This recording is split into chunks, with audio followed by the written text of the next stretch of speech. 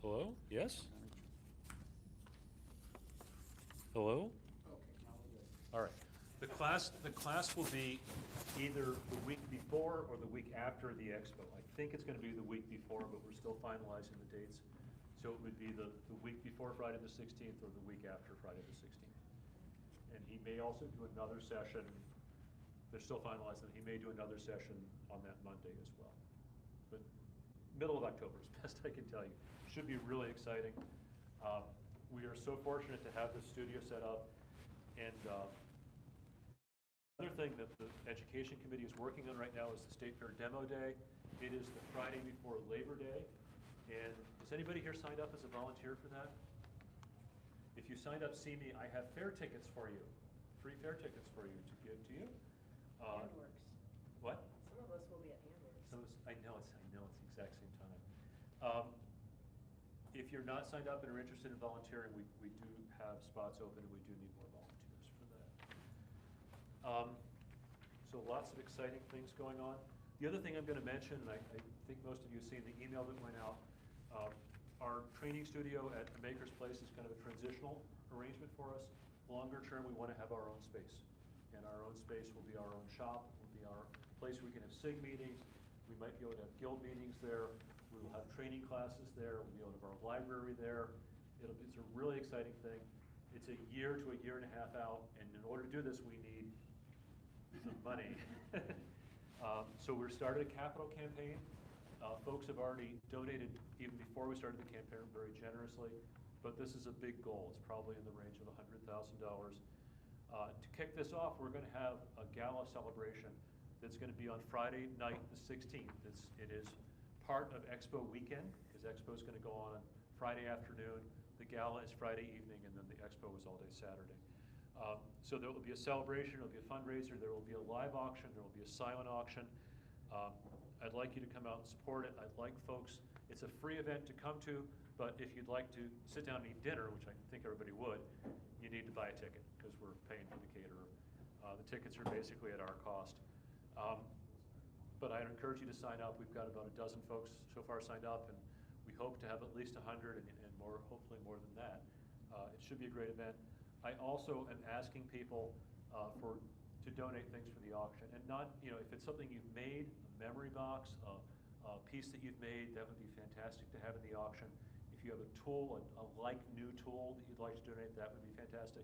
If you have an experience, if you have a cabin that you'd like to have somebody use for a weekend, if you have a trip to give to somebody, a timeshare that you want to donate, a class, anything like this would be fantastic things. And we already have a lot of things that have been donated, but we could use a lot more.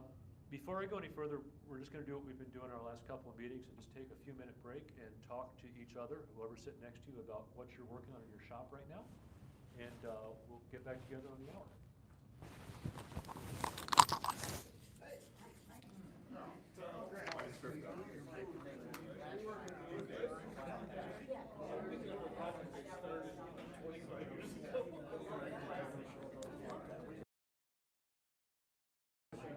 Test 1, 2, 3, test. I'm talking. Is it picking me up? Okay.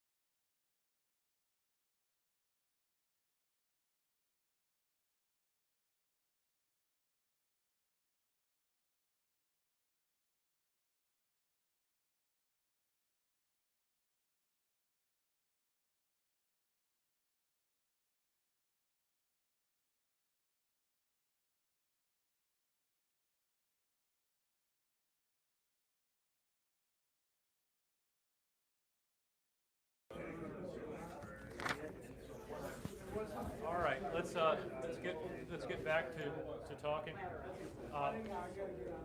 So the other thing I want to talk about is Woodworkers Expo. Woodworkers Expo, as I've said a couple times, is coming up in mid-October. It'll be October 16th and 17th. It's for a couple of hours on the afternoon of the 16th and all day long on the 17th. There currently online is a way for you to register to volunteer. We need volunteers and we need exhibitors. So if there's anybody who's interested, we're going to do something different this year. And I brought this up as a reminder. Many of you who've been around for a while may remember something, and I just found the newsletter from 2008 about this, called Thrills and Spills. You remember, don't you? Belt sander races. Belt sander races. So we're going to do belt sander races and a couple of other wild things. And those of you who've never seen a belt sander race before, I thought I'd just show you what it looks like. If this works.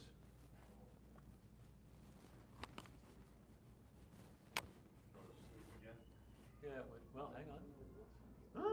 Very exciting. No, it's...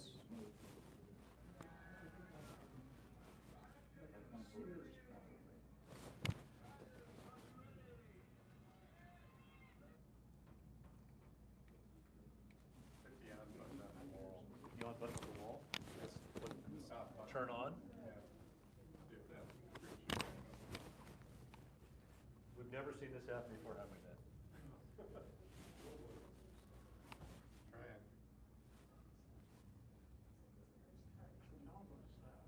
See, it worked before. Of course it did. It jinxed it.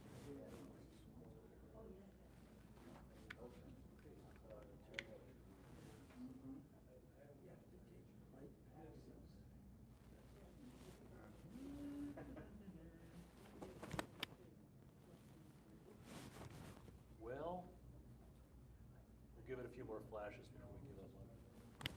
Looks like my GPS this afternoon.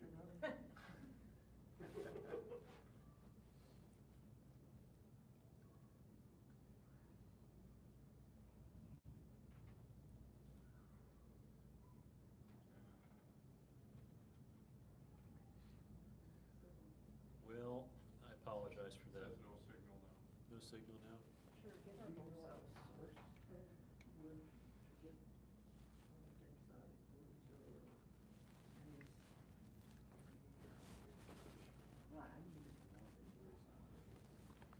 Well, I'm sorry about that. But we are going to be doing a series of activities called Thrills and Spills that was been done in the past, but it will include the longest and smallest plane shaving. We'll include a chance to make some sculptures out of little bits of wood with hot melt glue, and it will include belt sander races. But the belt sander races you are going to need to apply in advance. They'll be done probably twice during the expo. I understand that there's often several classes. There's usually a stock and a modified class. Cheating is not forbidden, but not necessarily discouraged either. So it is a chance to get your belt sander ready to run and see how you do. I understand that they've got the track almost finished and that they're just tuning it up and greasing it down right now. So if you're interested in being involved in the expo, it's a great event, and I'd love to see everybody be involved with it. Sorry about the issue with the video, but sometimes I think that's a route test. Jay, I will send it. Just Google belt sander races. Who we contact, but I'm gonna have a display there, who I work with, timing and when and all that sort of thing. Just send a note to Ron Ellison. Okay. Yeah, that's the best way to do it. And Norbert was just talking at our meeting before this about wanting to make sure that people are in the members calendar. Still not happening. Where is unmuted? No, it's unmuted. Oh, there you go. Is that better? All right. Who has the drawing tickets? Yes. Does everybody have a ticket? Does anybody want a ticket? Your chances of winning are good tonight. The odds are good. Goods are odd, but the odds are good. All right. So the first thing I have is a book about planes, and it's 877. All right. There you go. Thank you.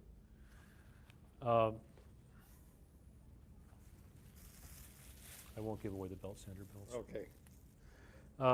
Next one I have is this template to do, help me with this, Jay. Corner rounding, thank you. I was going to say beveling, I knew that was wrong. 868, all right. Thank you. And finally, I've got 2 router bits. I've got so 867. All right. And the last one, get the winning ticket? I might. You might. You were missing. Did you hand me the other one? 869. Right here. All right. Boy, that wasn't, thanks for taping on the inside of the bag for me. All right. Dan, I understand you're going to introduce Stu. So. Oh, yeah, please. It's working now, so I can give it to you. Thank you. Thanks for doing this.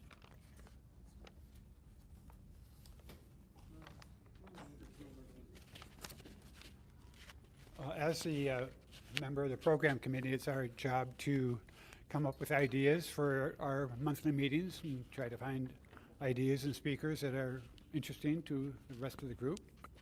And I had it in my mind for a while thinking that it'd be fun to have somebody like maybe from the Agricultural Extension Service at the university or maybe County Agricultural Extension Service to talk about trees and forest management and et cetera, et cetera. And I mentioned this to one of our board members, and he says, well, go ask Stu. So I said, oh, okay. So I did. And I just want to say as a preface that we have a lot of resources and talent in this group, all throughout the group. And it's just a whole wealth of information. And if you ever have any questions about anything, you have any interest in anything, just shout it out and someone will have the answer for you. So Stu is a retired city forester for the city of Eden Prairie. He retired in 2015 after working there for 38 years. During this time, he developed the city's disease tree control program and the city's tree preservation ordinance.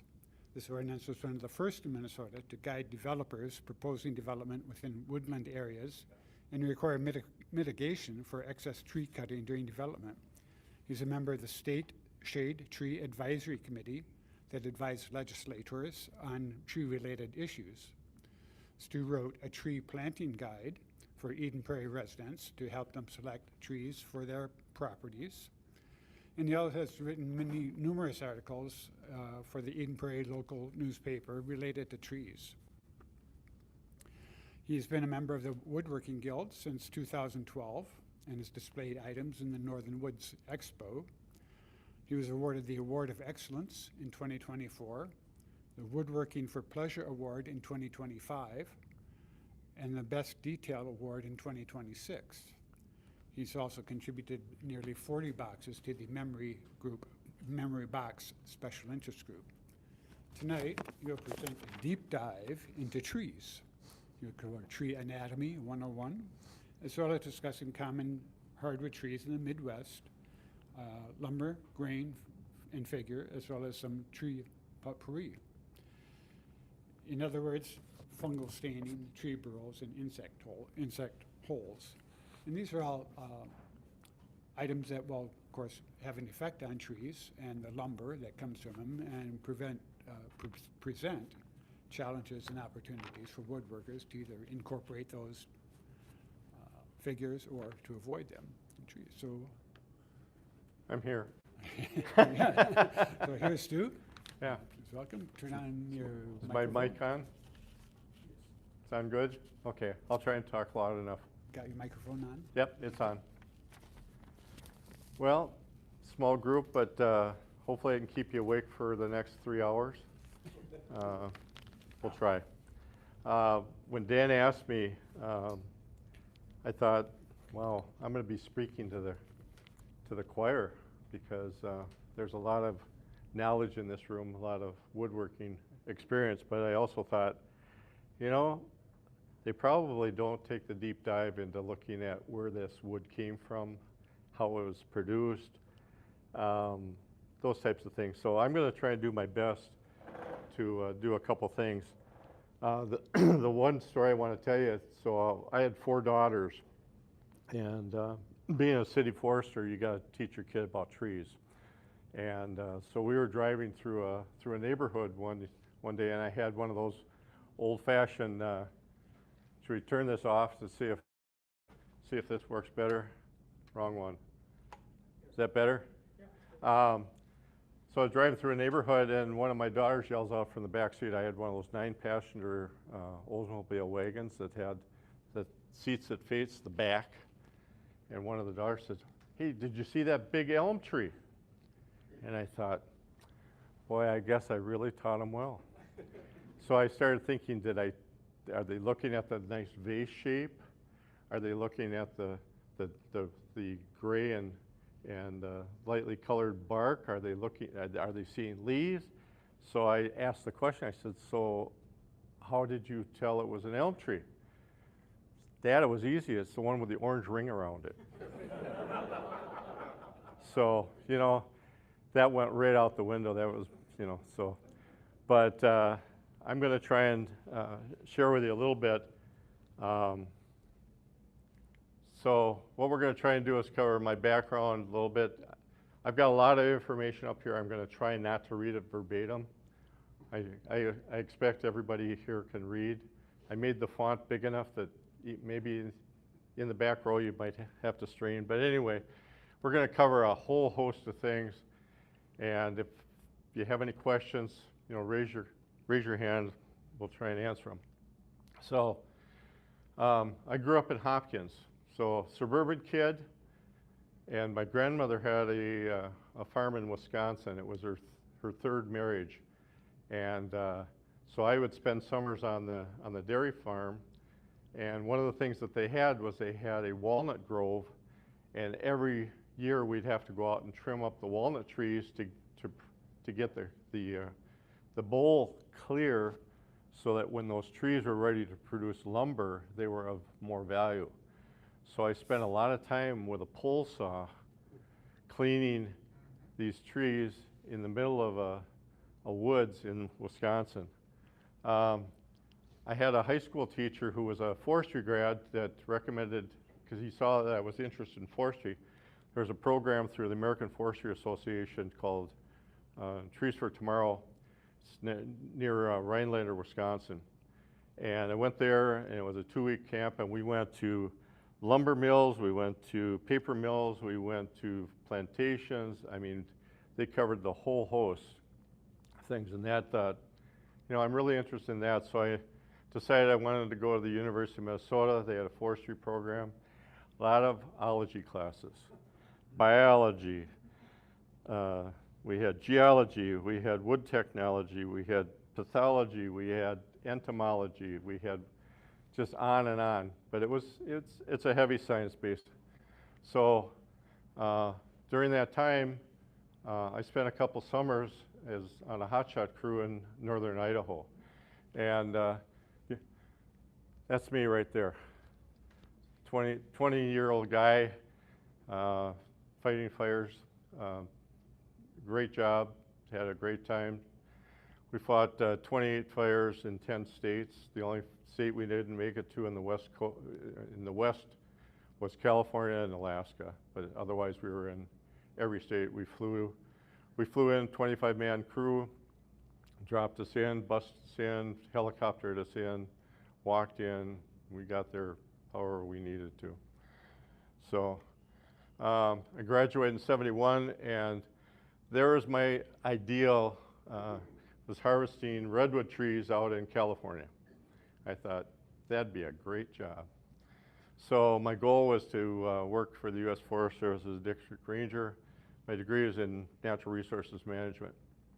So then there was this big thing called the federal hire freeze. Nixon had a federal hire freeze. They weren't hiring anybody federally. and I needed to support myself and my girlfriend and myself and a few other people. So I worked for a landscape developer as a landscape foreman for 6 years.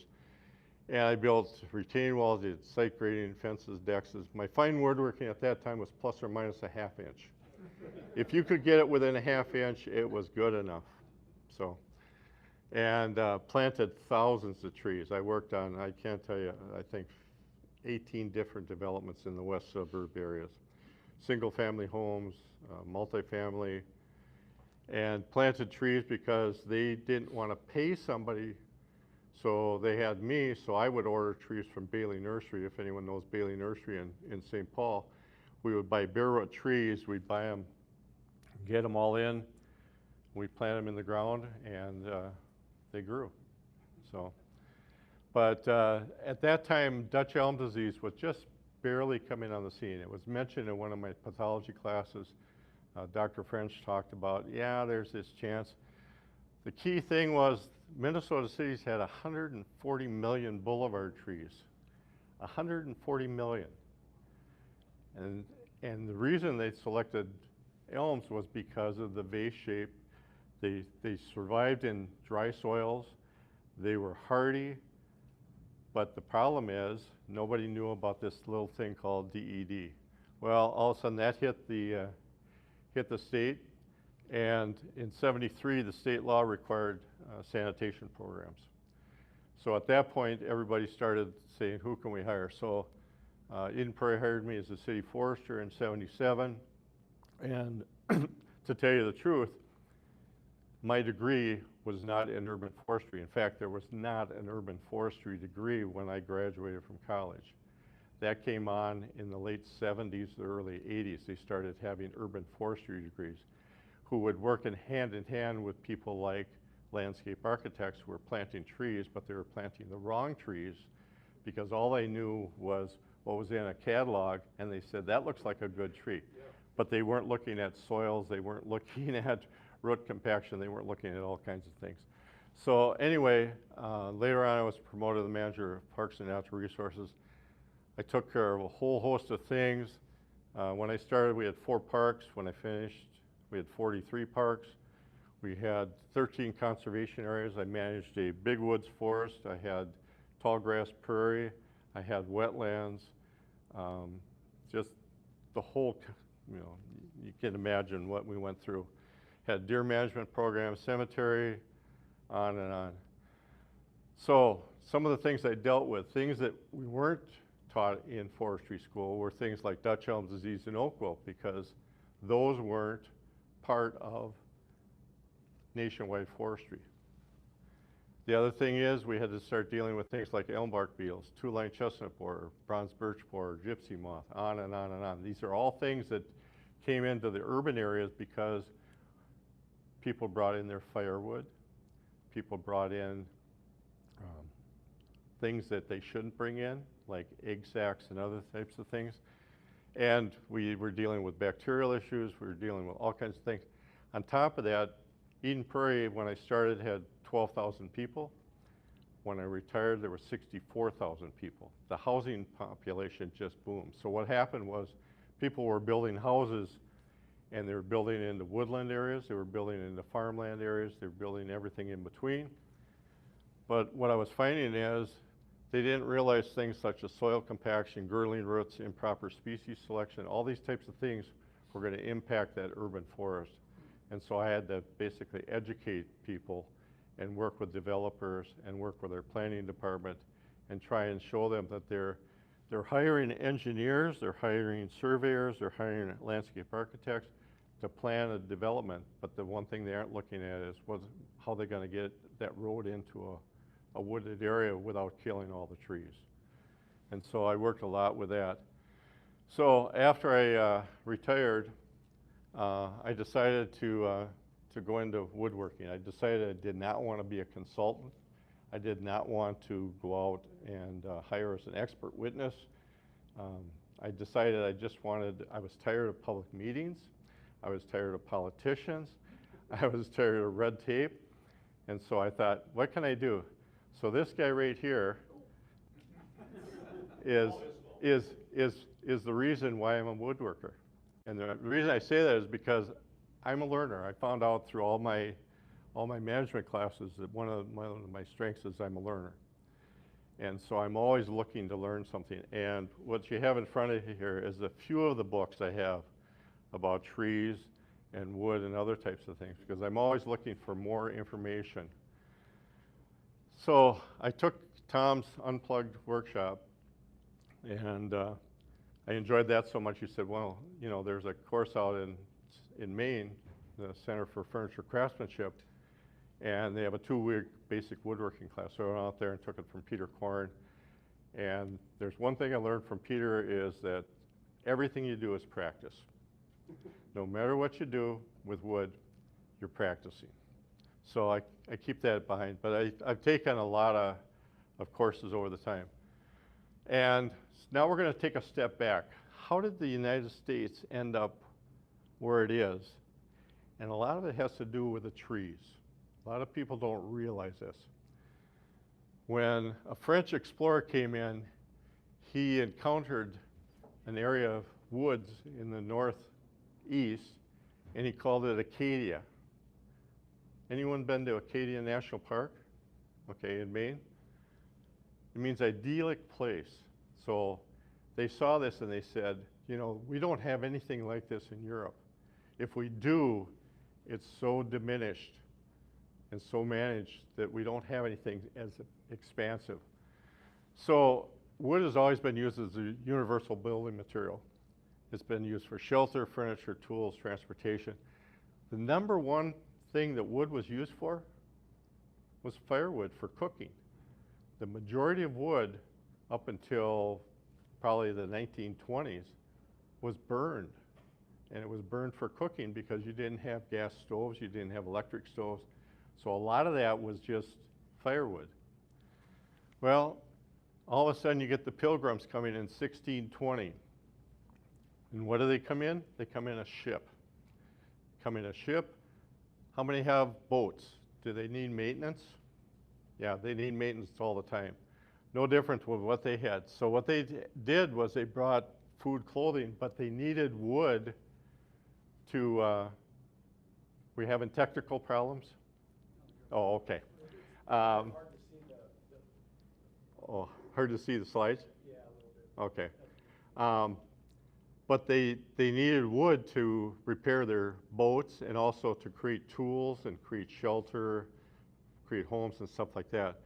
So they started using the woods to sustain them. Then in 1861, there was a colonial ordinance that basically said, we can't cut down everything. We have to have some preservation. So they actually enacted an ordinance that says for every acre of woods has to be left for every 5 acres cleared. So they were thinking about the future. They did not want to go and clear cut everything.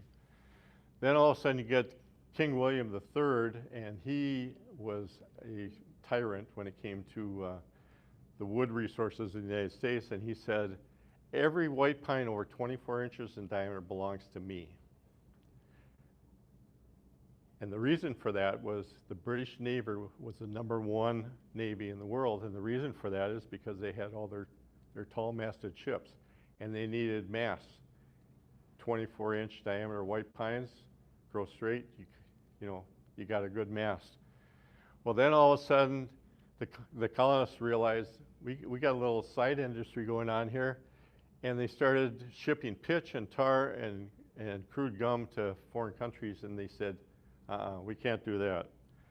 Well, that brings us to the Stamp Act of 1765. Anyone heard of the Stamp Act of 1765? The Boston Tea Party. Does that sound familiar?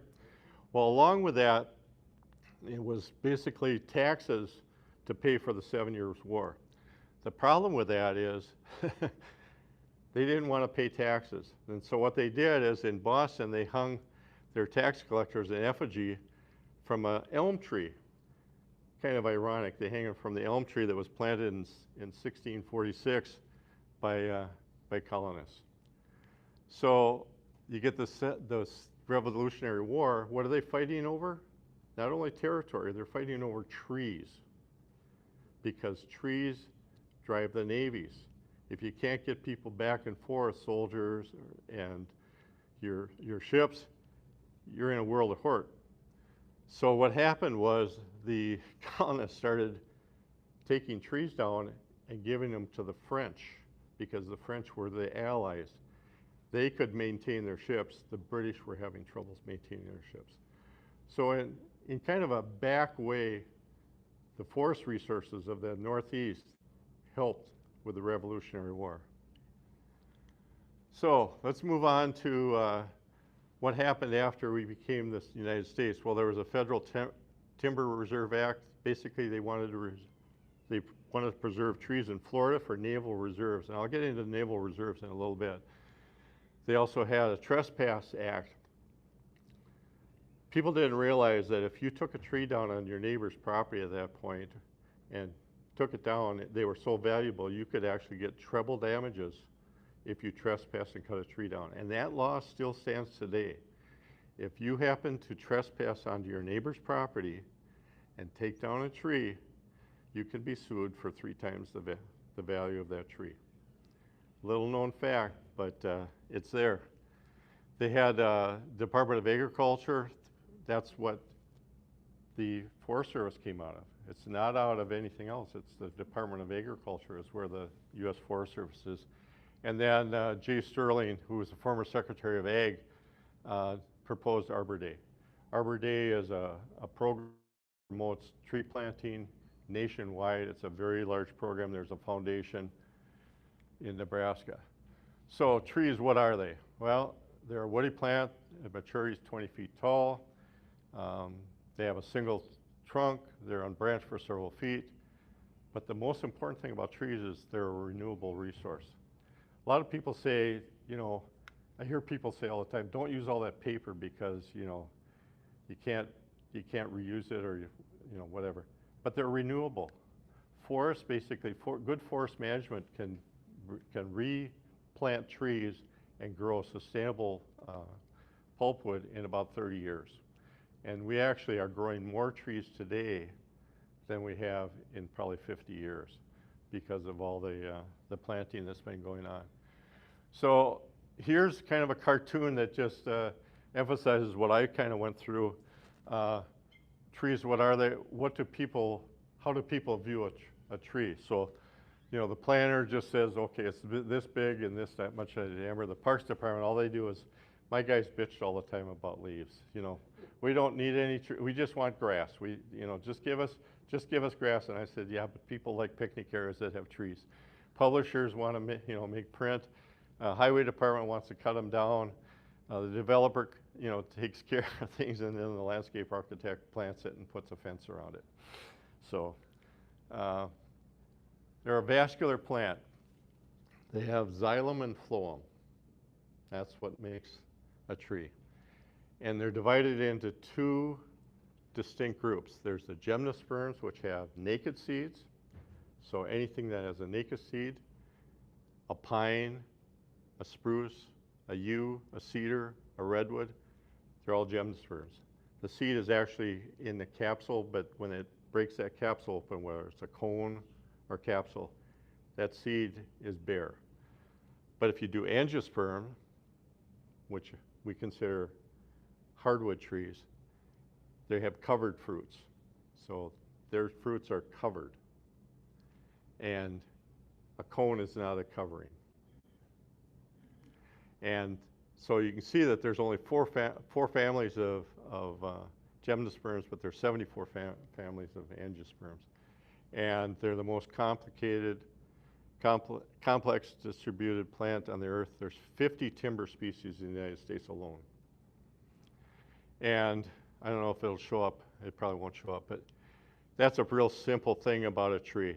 On the left there, it basically has a stem or trunk or a bowl, has a root system. But if we take a look at it, there's 3 major components. You've got the roots that support the tree. They absorb water and minerals. They store food. It's critical that the tree stores enough energy to get it going the next year, especially if it's going to go through a growth spurt. A lot of people think the food is stored up in the top. It's actually stored in the roots and then moved upward. It is stored a little bit in the branches. They also, the roots also support the tree, but they have to have oxygen.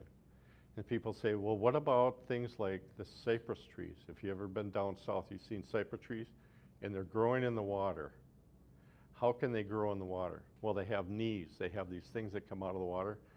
That's what's taking in the oxygen for that root system. When you take a look at the bark, it's the protection. It's dead cambium. It's the growth area that now is dead. You have the cambium, which is a cell generator. It relies on food. It produces the xylem on the inside and the phloem on the outside. So there's 2 layers within there, and they're microscopic. They're really tiny. In fact, I'll show you something here shortly. And the continually grow cells. That's the cambium. And the leaves, they're the food producers. Chlorophyll produces food through photosynthesis. So I don't know how many people have looked at how thin a cambium layer is, but this is a piece of yellow poplar with a piece of bark on it, but you can see how thin, you can pass this around, you can see how thin that layer of cambium is.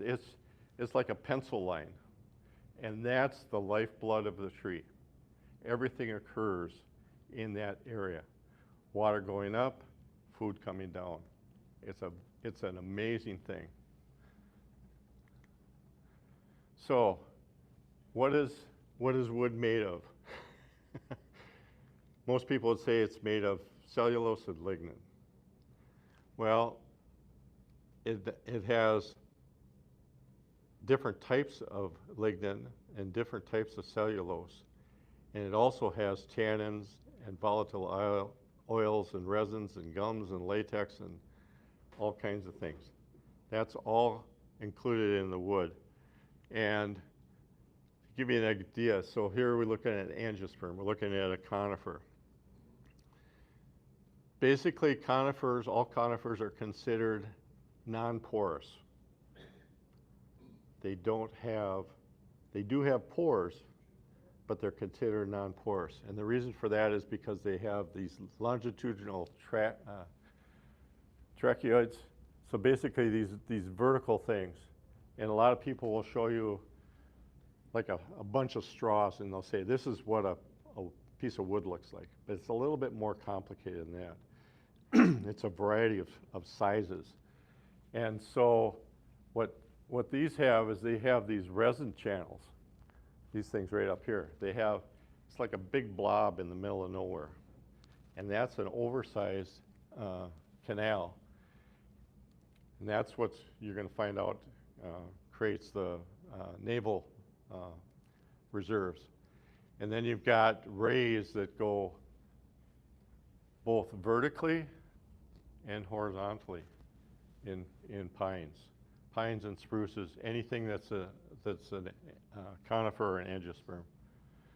Now if we take a look at where our naval reserves come from, Dan asked me the question, what about turpentine? Where does turpentine come from? Well, it comes from the pitch or the rosin that flows through that rosin channel. And basically, it can remain fluid for years if the temperature of your wood has not reached 175 degrees. How many have cut a piece of pine on their saw and all of a sudden everything's sticky? Well, what's happened is that's a piece of this pitch, this sap, that hasn't cured. And it can stay that way for years. And that's why if you have an old pine table or something and suddenly something's penetrating, it's coming out or it's coming out laterally, it's because it never ever reached 175 degrees. If it reaches 175 degrees, it's locked in. It won't come out. Well, naval reserves, as I mentioned earlier, were being sold by the colonists, and the sap is where the naval reserves came from. So they would collect it, and so this is the old way of collecting it. They would basically start at the bottom, and they would make these hatchet marks through the cambium layer, and the sap would flow out, and they'd collect it in little pails, and then they would run a distillation on it.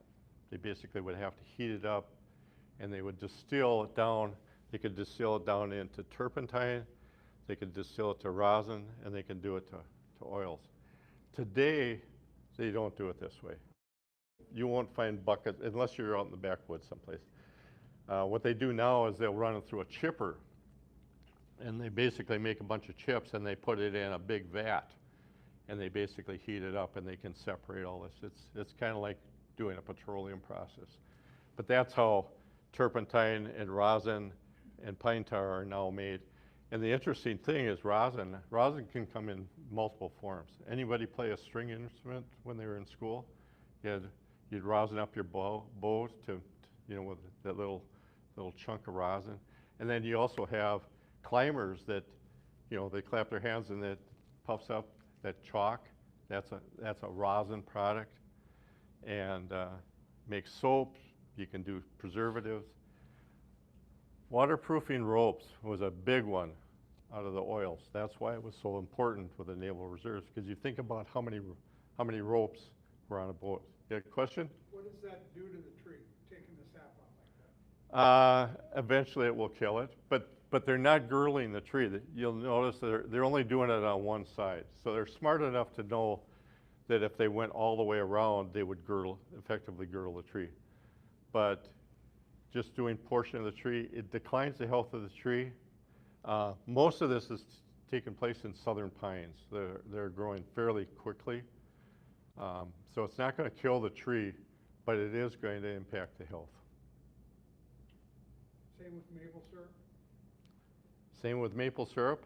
Sap that turns into syrup. When you're taking maple sap out of a tree, you're putting a hole into the tree. And typically what they tell you is you can tap that spot, and then you got to rotate to another spot and rotate to another spot. There's an excellent book here. It's called The New Tree Biology. And this talks about what happens when you wound trees. Trees are kind of like submarines. There are a whole bunch of compartments. You put a hole in it, and it starts to close doors. It basically compartmentalizes that part of the tree. So if you put too many holes too close together, you are effectively blocking off that xylem and phloem area of the tree. So yeah, you can tap trees, but you'll also find out that sometimes they'll take years off. They won't do them every year. They'll alternate, or they'll make sure that they aren't tapping. So, question?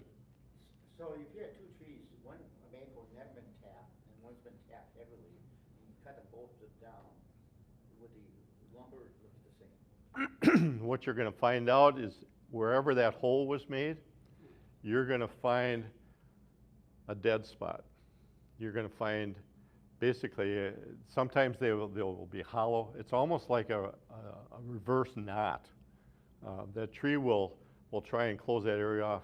As far as the lumber production, the lumber is going to be the same.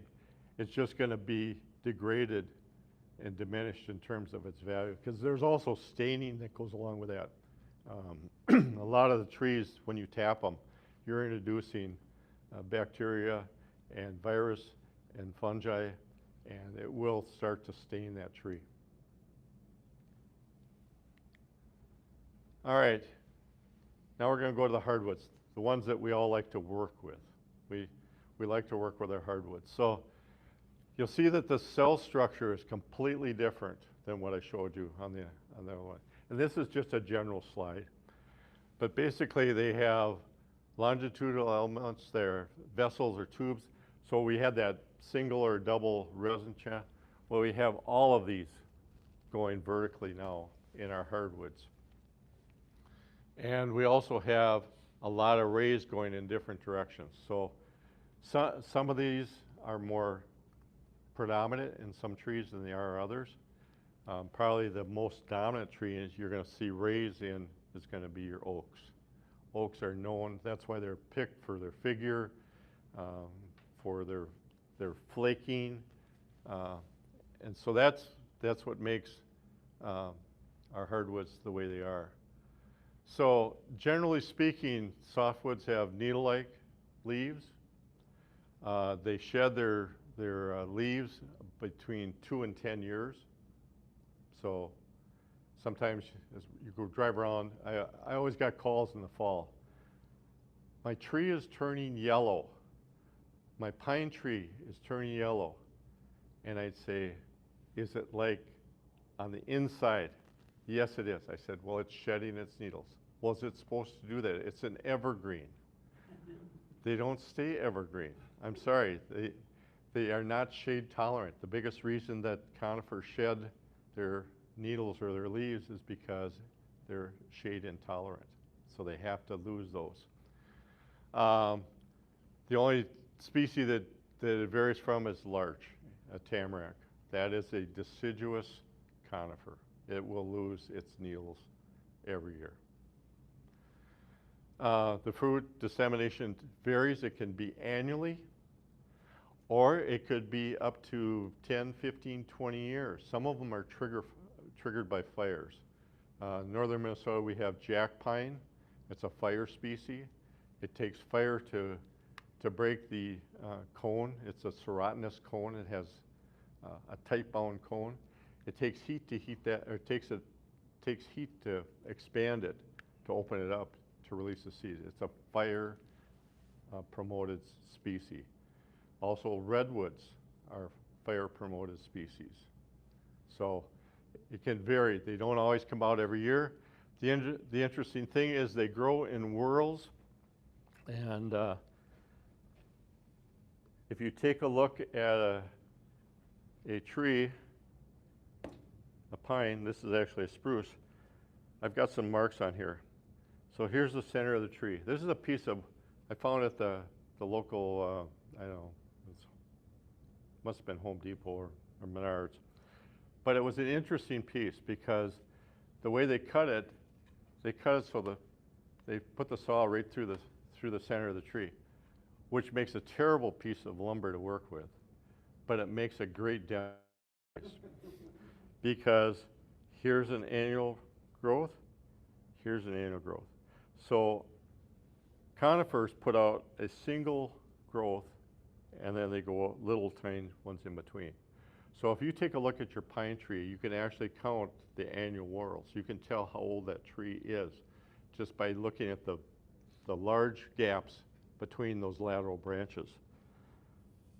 And then along with this, I put some other, so the tree is growing up this way, and I marked some other things on there, but we'll get into compression wood and tension wood later, but that just shows you the growth on that particular tree.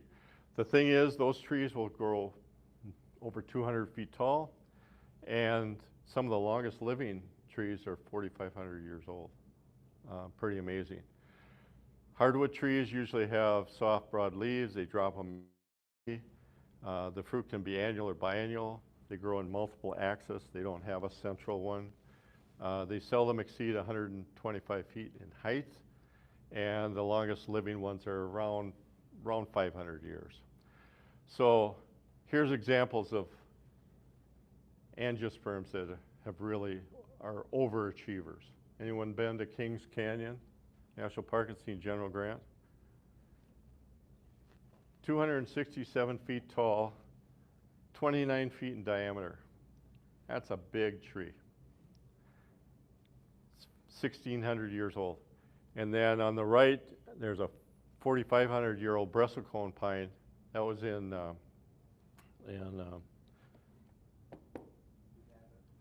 it's up in Nevada, but I'm trying to think of the park. But Great Basin National Park.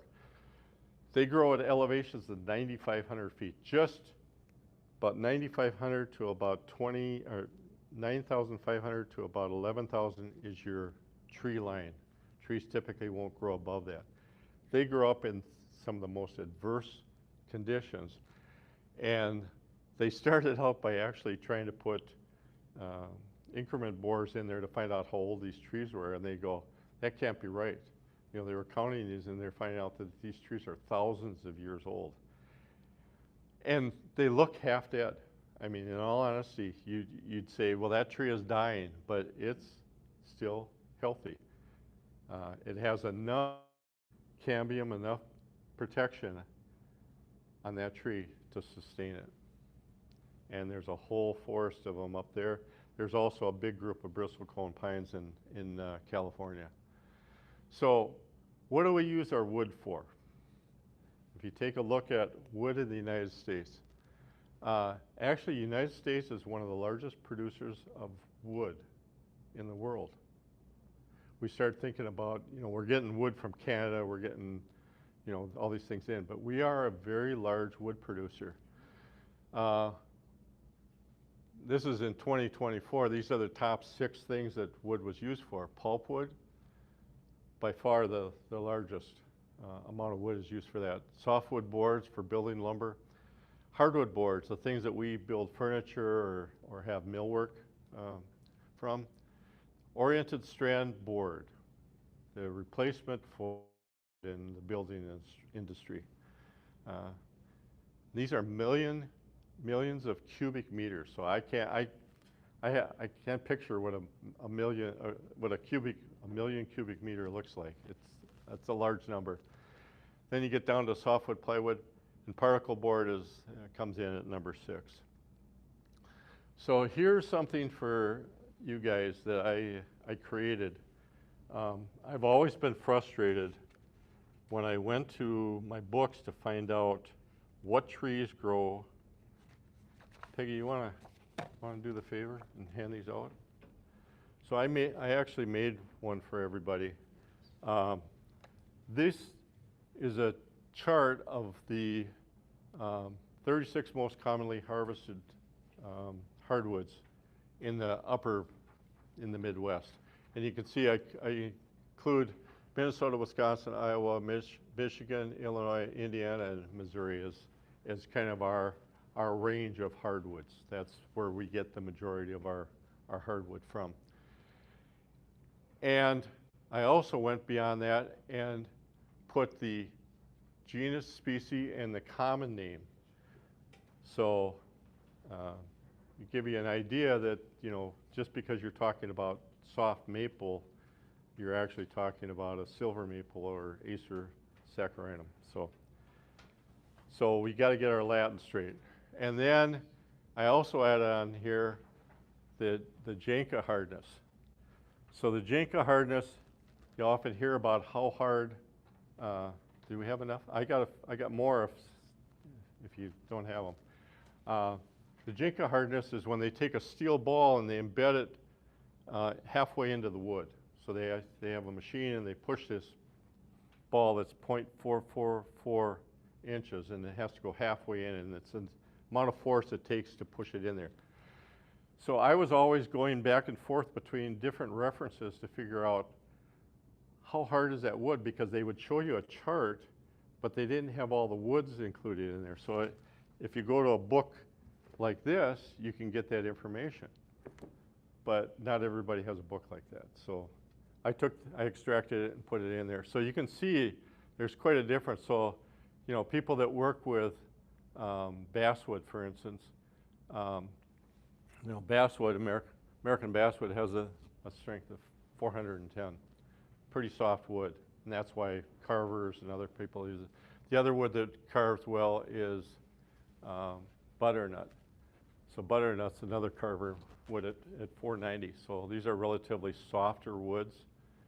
And then of course you get into the harder woods, like if you really want to work a hand plane, pick yourself up a piece of pignut hickory and make sure your plane is super sharp and that your sharpening stones are close by, because you're going to need to sharpen it again.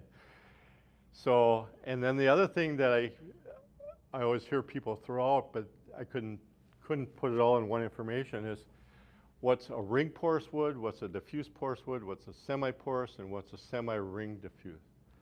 So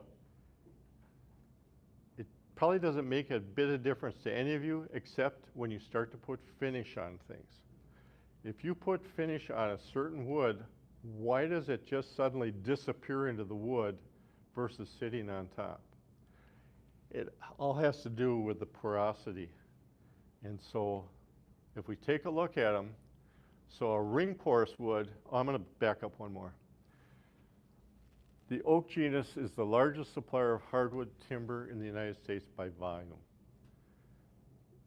It is like 10 times the volume of oak used in hardwood production than any other species. And the reason for that is because there's so many varieties of it. So what does ring porous, diffuse porous, semi-ring, and on? So this is what you do when you take a deep dive. You take a microscope out, you look at the wood, and you go, oh my goodness, what is that? So this is a piece of red oak. And so it has these huge openings in it, huge pores in it. So that's why if you put stain on a piece of oak, it will go into some wood very well, and others it will stand on the surface, because you also have these lateral rays that go through it. So it will get kind of blotchy to the point where you're like, how do I get everything the same color? And so you put darker and darker stain on it to try and make it uniform. And usually what you're going to do is you're going to use an oil stain on it. You're not going to use anything else on it. If you use a diffuse porous, you're going to look at a piece of maple. The distribution of those pores is almost uniform through there. It's almost equal, and that's why a piece of maple, when you take a look at a piece of maple, it's like, wow. You look at the end grain of a piece of maple, and it's like there's nothing there. It's like just flat. Well, then you look at a piece of butternut. Well, a piece of butternut is a semi-ring porous wood. It's very close to the oak, but the pore size is a little bit less. And then you get into cherry, which is considered a ring or diffuse porous wood. And that's why cherry can be a bear sometimes. You can get a lot of issues when you start to work with cherry and stains and finishing. So if you ever hear those terms, now you know what they look like.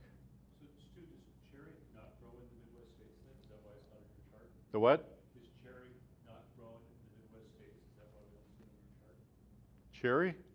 Black cherry's on there. Black cherry, but Yeah. is that what we make Yeah, cherry? yeah. We call our wood cherry, Yeah. but it actually comes from the black cherry tree. So, and you know what, common names when you talk, so people always talk about, I'm using a piece of poplar, okay? Well, most of the time what you're talking about is you're talking about yellow poplar, which is not, I gotta get my, what we're talking about when we're using poplar for furniture is this guy right here. We're not talking about the ones below it. If someone says popple, what do they mean by that? Well, that's where you get into the problem with common names. Common names, you got to have a scientific name that goes along with it. This is a forester, I know this. He's talking about popple. Yeah. What's he talking about, do you think? If he's a forester, he's talking about popple. You know, our guy. I suspect he's talking about either quaking aspen or big tooth aspen or balsam poplar. Okay. He's not talking about eastern cottonwood, Okay. which is in the populus. That's the genus. So, but that's the thing that's confusing is you talk about, I'm going to go get some popple, and I'm going to build a cabinet out of it, or I'm going to use it for, I don't know, building something. More likely you're going to use yellow poplar because that has a better workability than the other ones. Most of the quaking aspen, big tooth aspen, and balsam poplar are all used basically in the pulpwood industry. They're mulched up, made. And cottonwood is actually used as making pallets, pallets and big structural timbers and those types of things, cottonwood makes excellent material because it's easy to cut and it has good stability. They sometimes call it dunnage. You got a question? Yeah, I've noticed, if you do buy red oak in some of the big stores, that stuff, it's not the same as our northern, red oak. Northern red oak doesn't look the same as southern red oak. Again, The amount of grain, the grain is different, even the color. okay, the question is, why doesn't the grain in the red oak in the big box store look the same as what you would expect it to look at, or that you're used to seeing? You have to realize that trees are individuals, just like every person in this room. It depends on the soils it's growing in, because that's going to determine the minerals that are being taken up to it, the genetics of the tree. Those are all things that impact a tree. And we have the ability to ship materials nationwide. So the red oak that you get at the big box store or whatever else may not come from the upper Midwest. It might be shipped in from the East Coast, which also has red oaks.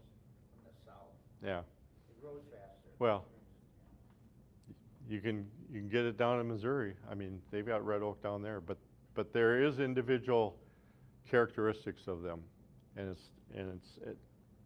it's just the way it works.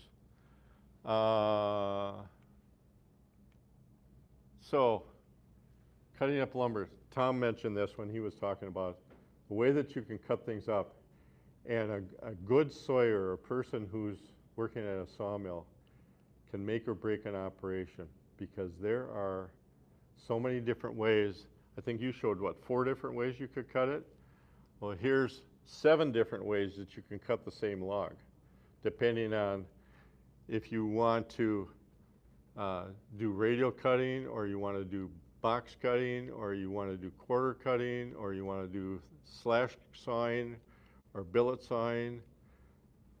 You can cut the wood all the different ways, and based on the person operating that saw, when they look at that log, they know exactly what they want to get out of it. What's going to be the most economical wood coming out of that? What's going to make them the most money? So, and the other thing is, it determines a lot of how you cut it. You're going to have some figure in it, or you're not going to have figure in it. So, what kinds of figure can you get out of these woods? Well, you can get, and I'm sure everyone's worked with quarter sawn white oak. So what you've got with this is you've got basically your growth rings are just going perpendicular to the surface. So that's a nice piece of quarter sawn white oak. Well, you can get quarter sawn sycamore. And sycamore is probably not a wood that most people have worked with, but it's a very stable wood. It's used a lot for kitchen utensils and other types of things. You can have curly figure. So here's a piece of silver maple that has some curl in it. So if you move it back and forth, you'll see basically you've got curly figure in there. And that's soft maple, and here's hard maple with curl in it. So these are all boards that I like to rummage through things and find things. And So Stu, when you toured sawmills, did you notice the sawyer making different decisions as most logs came through? yes. The question is, does the person running that mill take a look at that log? And yes, they've had so many years of sawing things, they know exactly what they're going to, they do it in probably 10 seconds or less. They know what they're going to cut out of there. So when we go to a big lumber yard and see huge piles of wood, not all of that wood was sawn in the same pattern. Right, right. Because Well, when you go and get your lumber, it could be 3 different shipments that came in that they just randomly stacked together. So you could have some plain sawn, you can have some rift sawn, you know, they don't always separate it. Now a good lumber yard will purchase it based on the figure and separate it out, and they'll charge you more. So how about thickness? When they're sawing a log, they might saw it all into 4/4, 1-inch pieces, but then you need some thicker stuff too. Is that Yeah, included in your diagrams at all? There?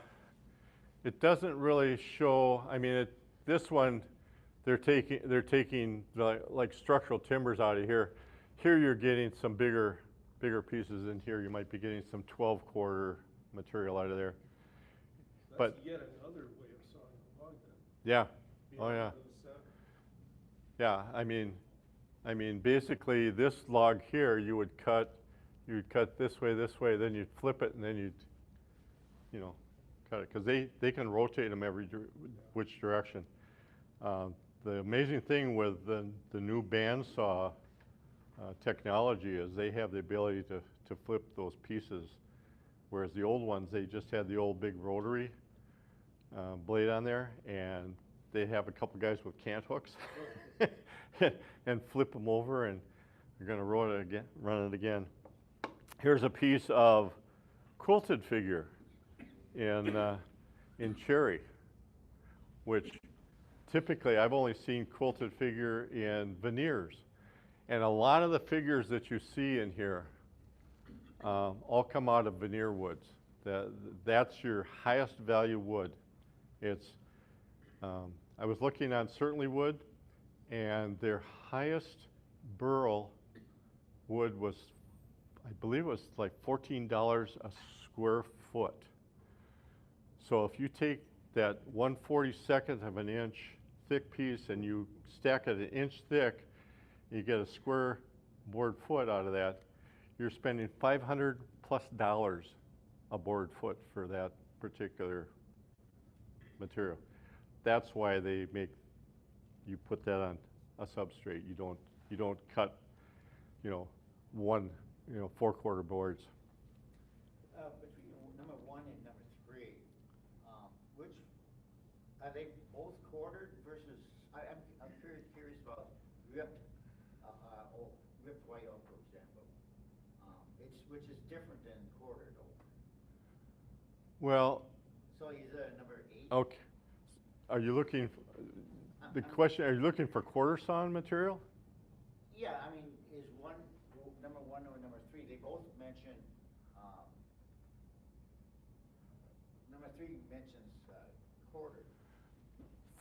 Three basically gives you sawn material. Right. So would you have another one, number 8 for ripped white oak?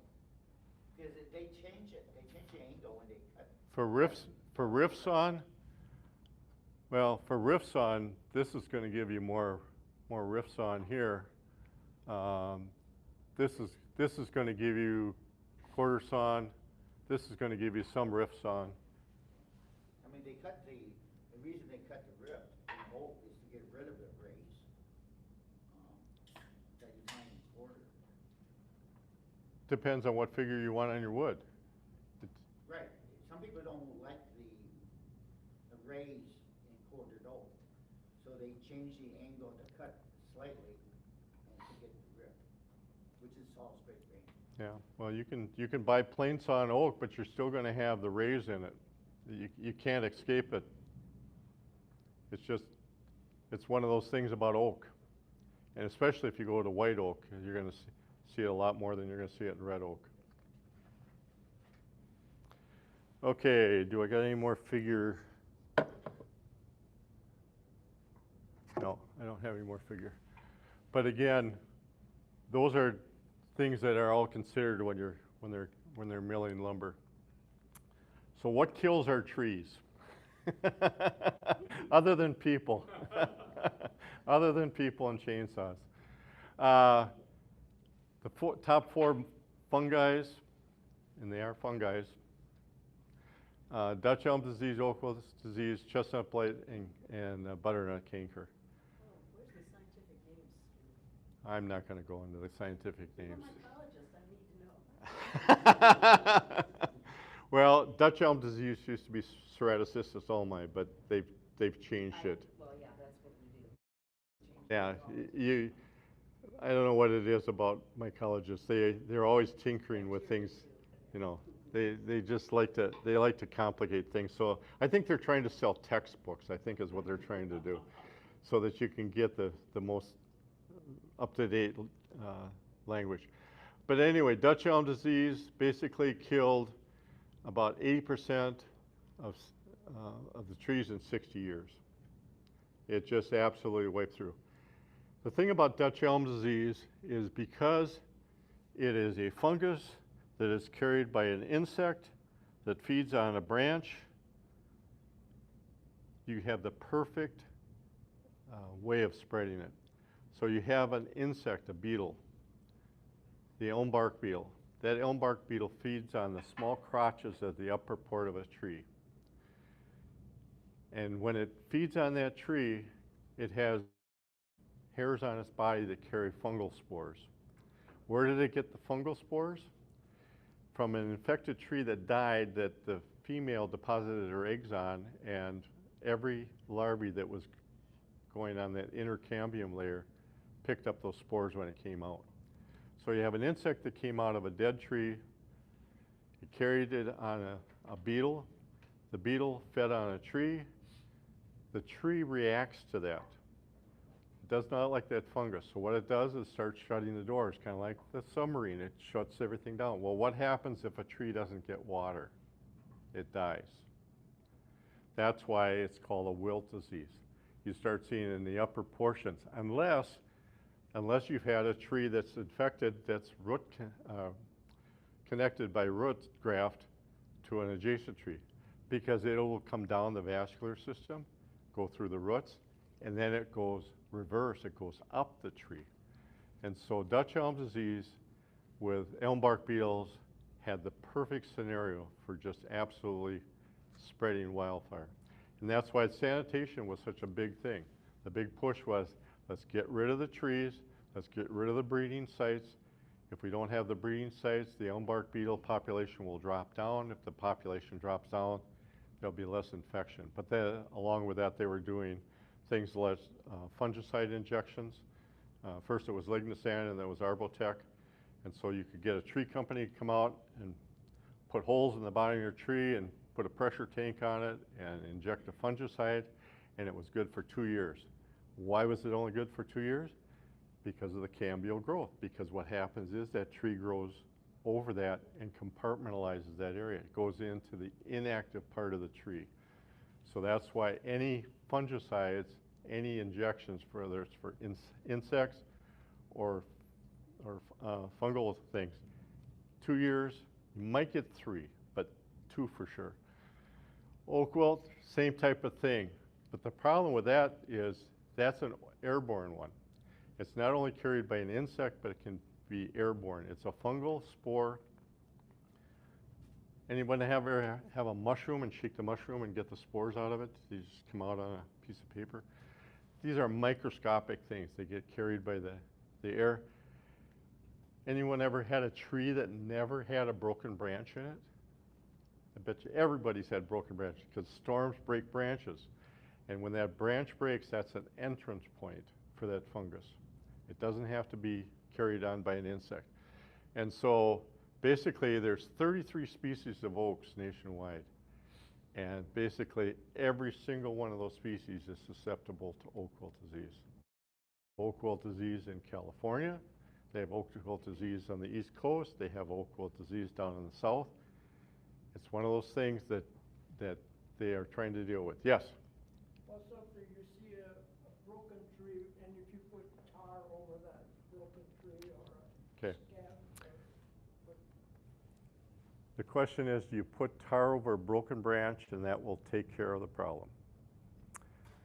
My answer is yes and no. And that's not a very good answer. The thing about pruning paint, you might as well be painting it with latex paint.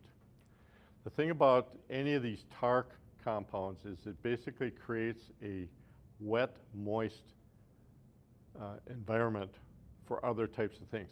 It may not be oak wilt, but it could be wood rotting fungi that's sitting underneath that. So my recommendation is if you ever prune a tree in the wrong time, and the wrong time of the year is when oak should never be pruned in the summertime. Oak should only be pruned in the winter when they're dormant. And if you prune them in the wintertime and it's dormant, you don't need to paint those wounds. But say you have one that breaks in the summertime. You get a storm that breaks it, cut that off as best you can, put a shot of black latex paint on, just spray it on there. It'll make you feel better, that the tree will look better, but for all practical purposes, it's not going to prevent anything. Okay? So whoever had stock in tree paint, I'm sorry if I burst your bubble and took your profits away. But anyway, what happens, the same thing with oaks, is these fungal spores get into the cambium, the tree reacts to it, they slam the door shut, tree starves itself, tree wilts and dies. After it dies, the fungal spores, it forms what's called a mycelial mat. It's basically a spreading mat of fungi on the inner area. And then things like the two-line chestnut borer can pick that up and spread it. Chestnut blight, Question. yeah, You said it, for the oaks, it produced tyloses, yep. but oaks produce tyloses anyway.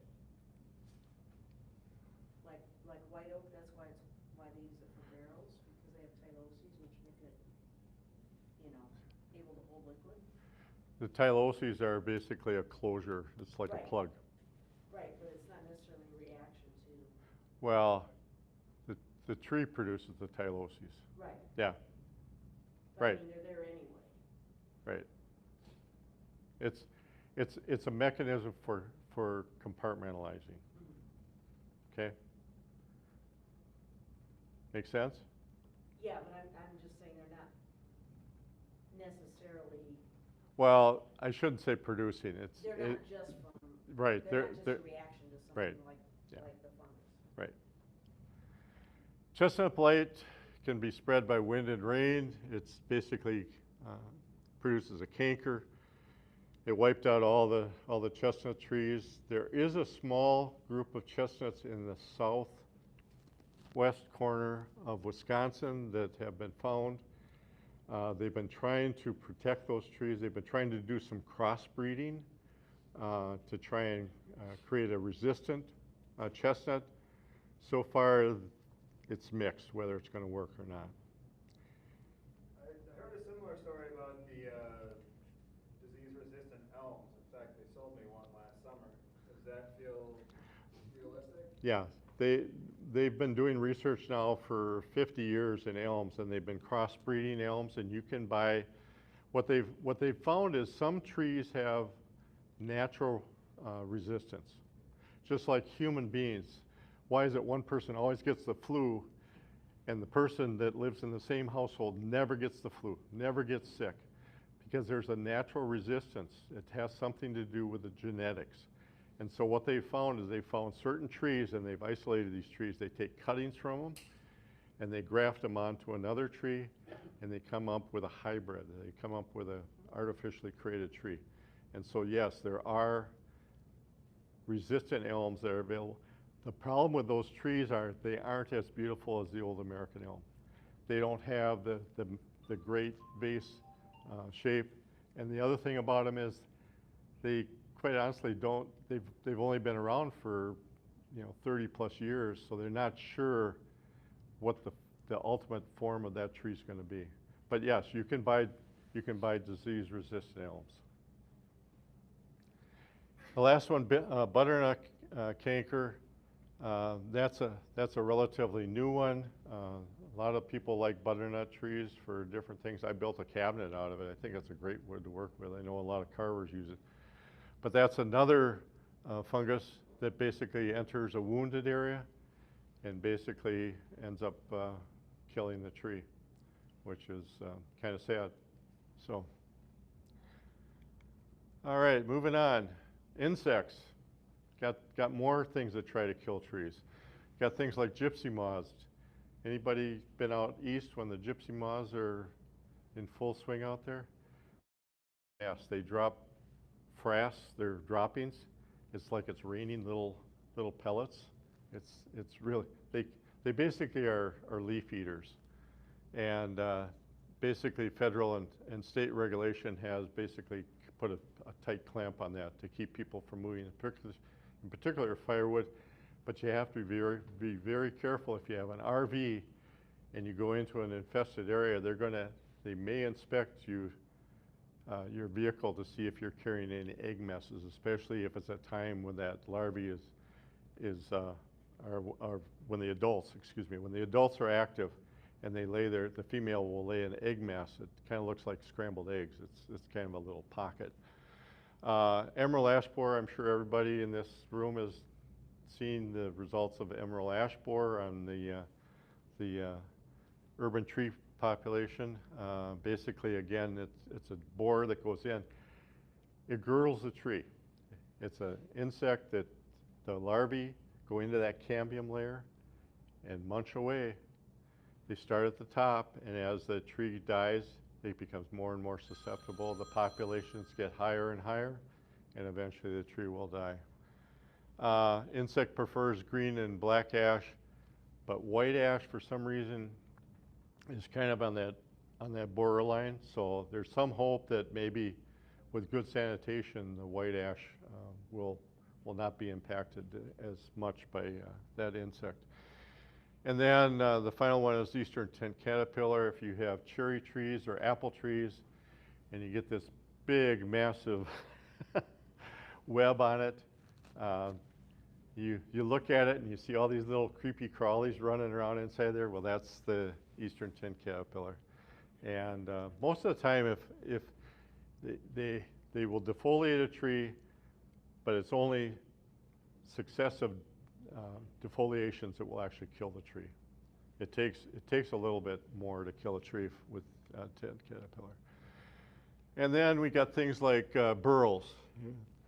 Everybody know what a burl looks like on a tree? It's a great scientific question. If you could tell me what that is caused by, I think you could win the Nobel Prize. Because all these books that I've researched, and you go online, there is not one single person who will tell you exactly what caused that. They have suspicion that it can be caused by an insect, a fungus, a bacteria. They're not sure, but it's an abnormal cell growth. And that cell growth is compared to a cancerous growth. It has all kinds of adventitious buds. An adventitious bud is a bud on a tree that does not erupt until the hormones tell it to erupt. If you cut a tree and you cut too much of a tree off, all of a sudden you see all this sprouting coming up. People call it basically water sprouts. That's adventitious budding. There are buds throughout the tree that are not activated until that tree is stressed by something. It could be over pruning, it could be drought, it could be other impacts on it, other damages. So what happens is you get this growth going on, and it's not detrimental to the tree. It does not kill the tree. It does not affect the tree. The tree is just happy. It will just go on and on and on. There might be something else that kills a tree. The burls do not kill trees. Ambrosia maple. Did I bring my ambrosia? There's a stick right there, is that? No. Well, this is sort of like ambrosia, but I must have left it at home. Okay. This is sugar maple that has borer damage in it.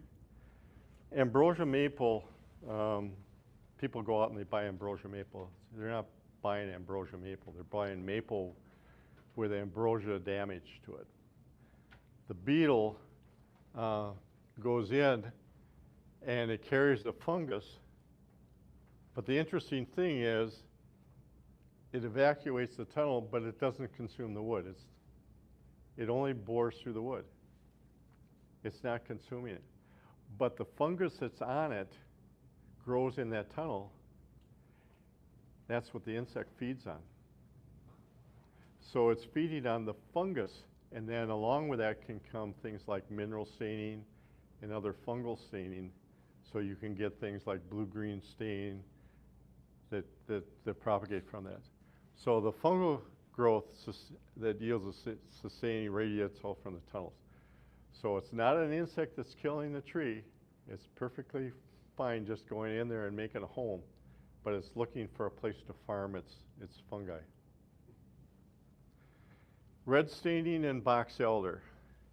Another one of those great mysteries. I read, I don't know how many different articles about this. A lot of people say it's caused by fusarium, but nobody's been able to prove it. They take it and they propagate it in a lab. They put it in petri dishes. They try and figure out what the heck is this red stain that shows up in box elder. And they can't isolate the particular thing that's causing it. So it's not always present in every box elder. Sometimes it's more intense in some than others. And it isn't always, it can fade away. You can cut a piece of wood, you leave it sit for a while, and all of a sudden, well, what happened to all that beautiful red stain? It's gone. It's kind of like Purple Heart and other things. I think you get into ultraviolet and it dissipates, it goes away. So another great mystery. Spalted wood. Here's a great piece of spalted wood.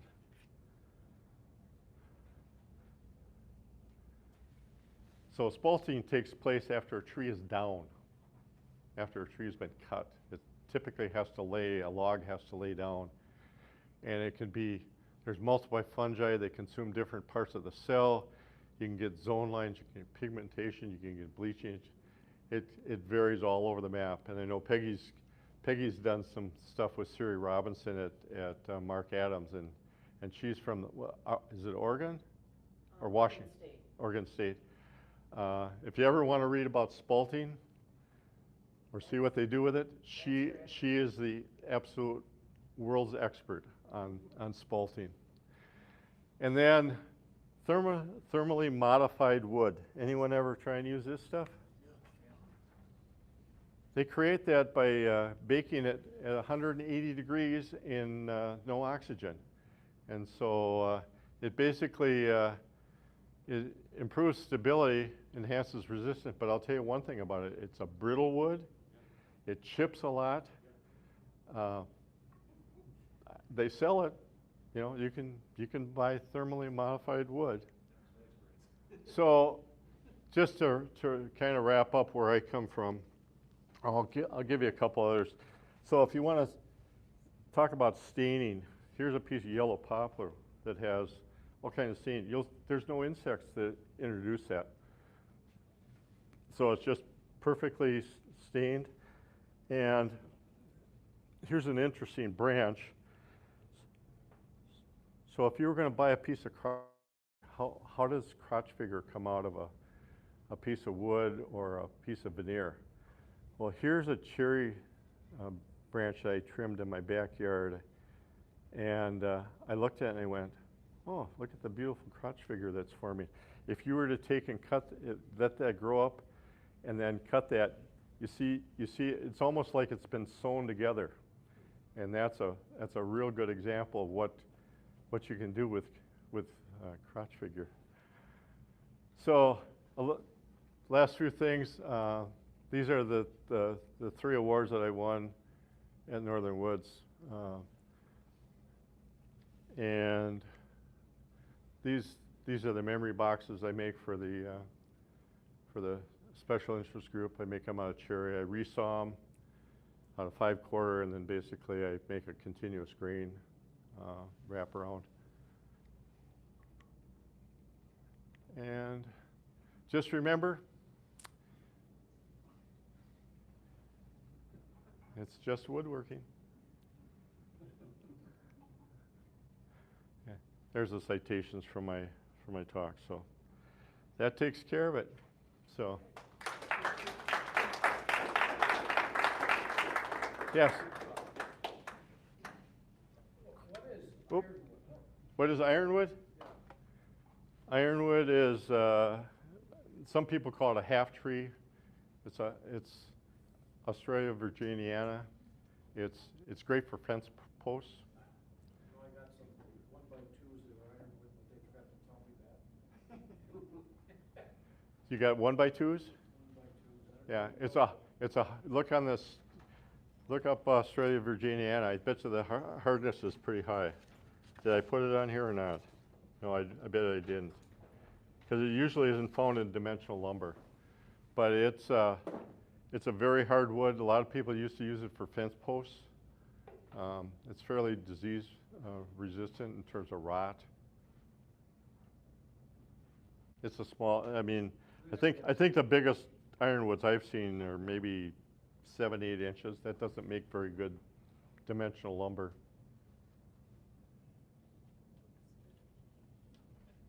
So Stu, what's the best resource for trying to identify? Here's my top 3. This is for my kids. No. Aside from the orange ring on the tree. Okay.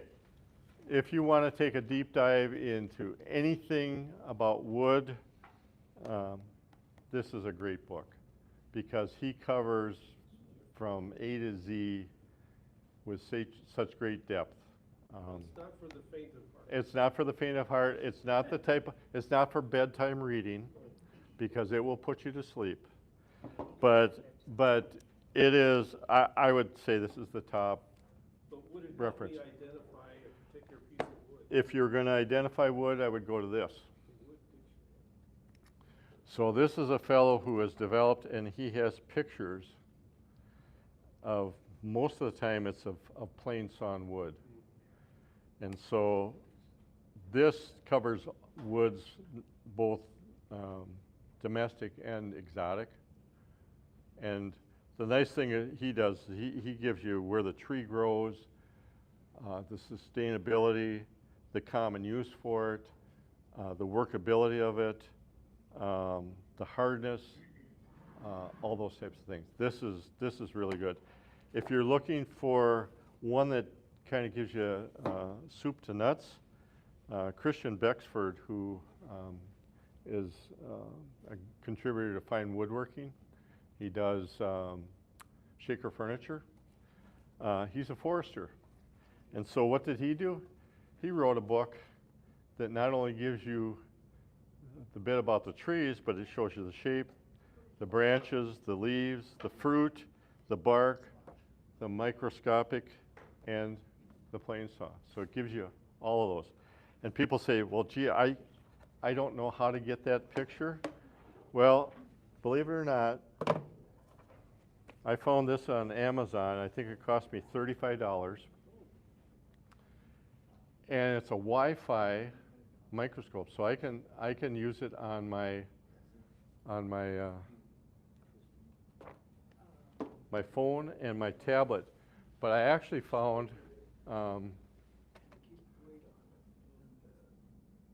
let's see if I can show you a picture that I took with it.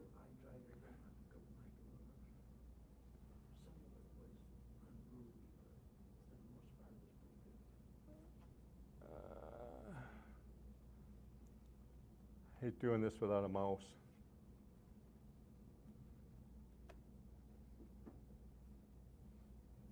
This is not gonna be easy to find. Let's see.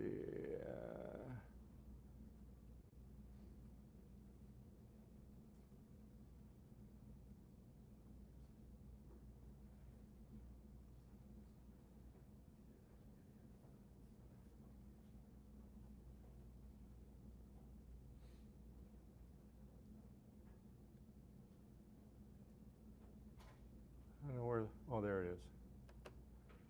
So I use that microscope, and because I wanted to play around with it,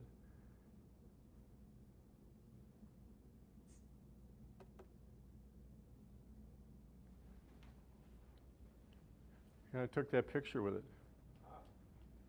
So the way you do it, you can't run this through a saw. You have to run it through a saw, but then you take a single edge razor blade and slice as thin as you can, and then you can hold it up to it. But I mean, that's pretty good resolution with just a under $40 microscope. So it, and that happens to be a piece of spruce, because you can see the resin channel right there. So that answers your question as far as resources. Another good one is this one here, because this one also includes pictures of where they're growing, but it also talks about cutting and sustainability, and talks a little bit about trees. So I would say these four probably would be my top selections. Yeah.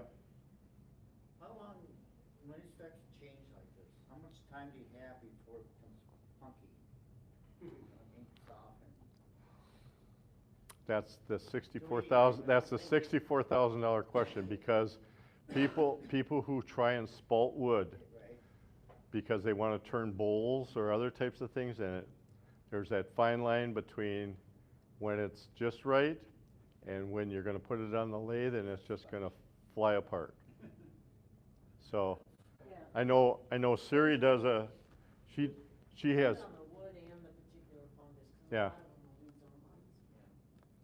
but once you put it through the kiln, basically it's everything's dead. Yeah.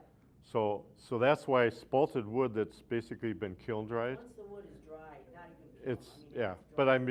I mean a lot of people will buy it at the lumberyard and they go, oh, it's still got live fungus in it. No, it doesn't. Once the wood is dry, no matter how it's dry, you find it out in the wood that it's dry, it's dead. Yep. And it's not out to get you. It's looking for the sugar in the wood, so it's not gonna hurt you. The anymore. fungus in there is not the type of fungus that's going to attack our It's not a system. human pathogen. Right. Question? If you're looking for an online resource for identification, wood database, it's wood-database.com. Yep. And there's another one that's really good, and it's wood. Oh, I wrote it down someplace. I don't know where I put my note. There's I think it's woodscience.com.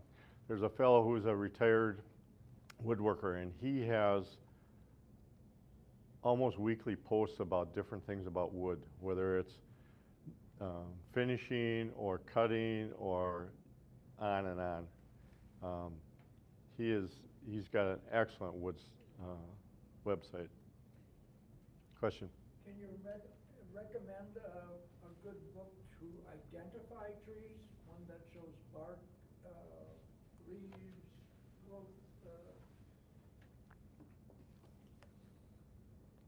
That one.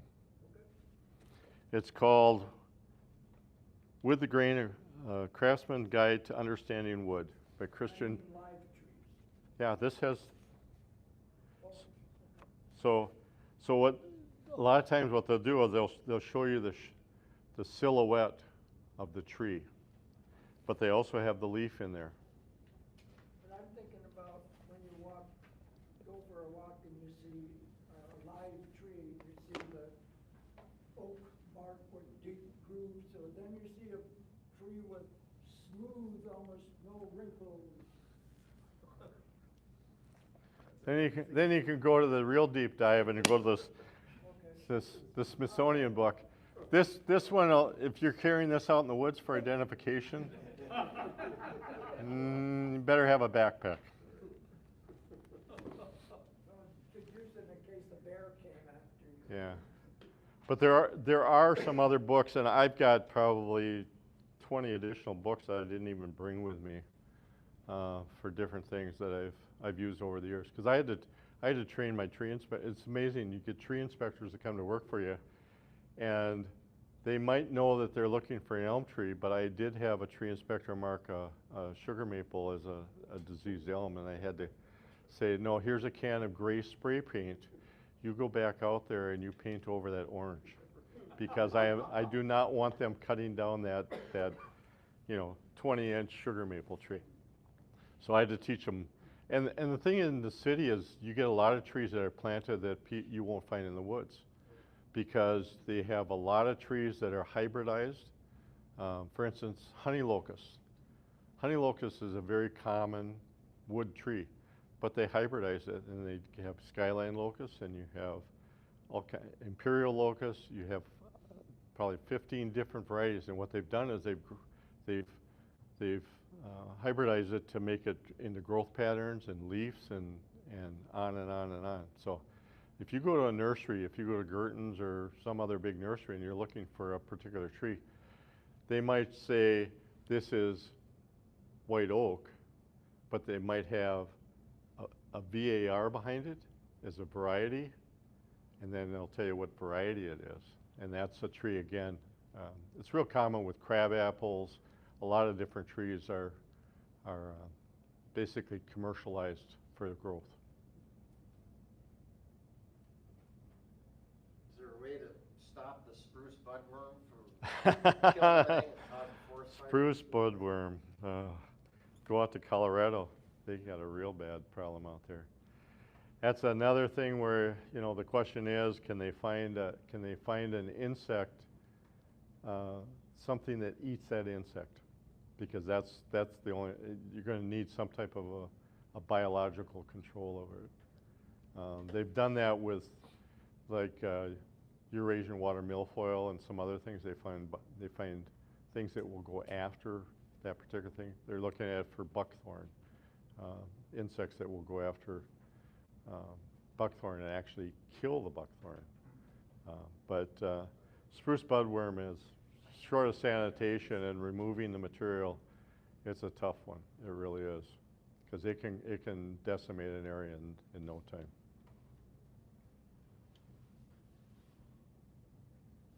Stu, you mentioned a wood called butternut earlier. Yeah. And we know there's a lot less of it these days than ever before, but you said you built something out of it. Could you tell us why you chose that wood and where in the heck you could find it? I don't know if I have a picture of it or not. I built a traveling tool chest from Mike Pekovich, Fine Woodworking. He's built, I think, 3 different variations, and his first one was built out of oak. And he found out that chest, when you load it with tools, you need something like a big gorilla to carry it around because it weighs a ton. And so as he's gone through different generations, I did his online course on fine woodworking, and he recommended butternut. And butternut is a much softer, lighter wood. It's almost like working with. It's very similar in terms of the weight of the material, but it's also a strong wood. And so I decided to build it out of butternut. I found it at a lumber yard in southwestern Wisconsin, outside of a town called Viola, Wisconsin. And I called them up, and they had it, and they actually had, I got 13-inch wide boards, so I didn't even have to, my chest is 12 by 12 by 22 inches. And so I didn't have to make a panel. I didn't have to glue a panel on it. But it cuts amazing and finishes. The only thing I just use shellac and wax on it for a finish. But the reason I did that is because my chest only weighs 24 pounds empty, and with tools on it, it's about 38 pounds. So that's manageable. Yes? In the wood you store at home, sometimes veneers, high-end veneers, you get these tiny pinholes from some insect. Yes. I've heard that if you want to kill them, you put the wood out in Minnesota winter when it's 10, 20 below, and you kill it. That's butternut. So you're finding wood Your question is, you finding wood with pinholes in it? Yeah, and it's a wood borer. Well, it could be powder post beetles. Yeah, right, something like that, yeah. Okay, if it's powder post beetles, they only go into wood that's extremely dry, and there's no way to get rid of them. They don't, I was told they put them outside when it's 20 below, they will kill them.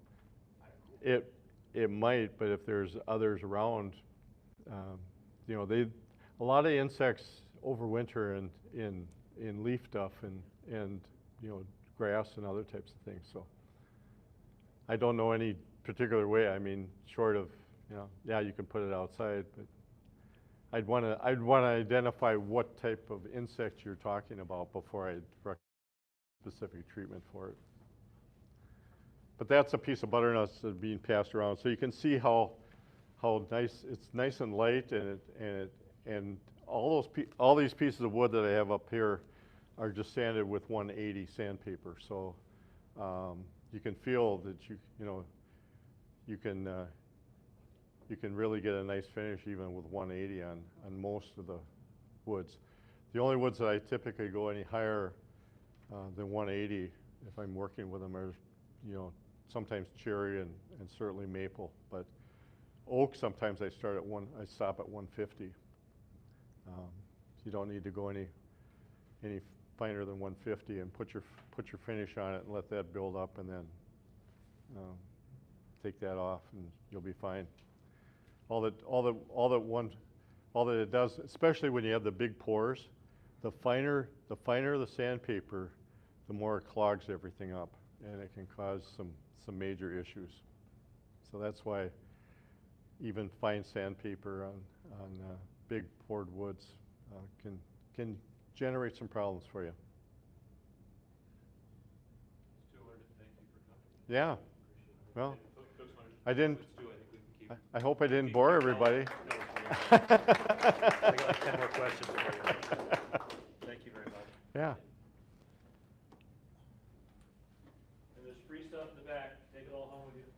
Or else Angela and I have to take it home with us.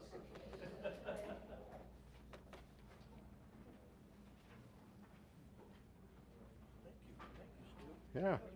Well, I hope you learned something. A lot.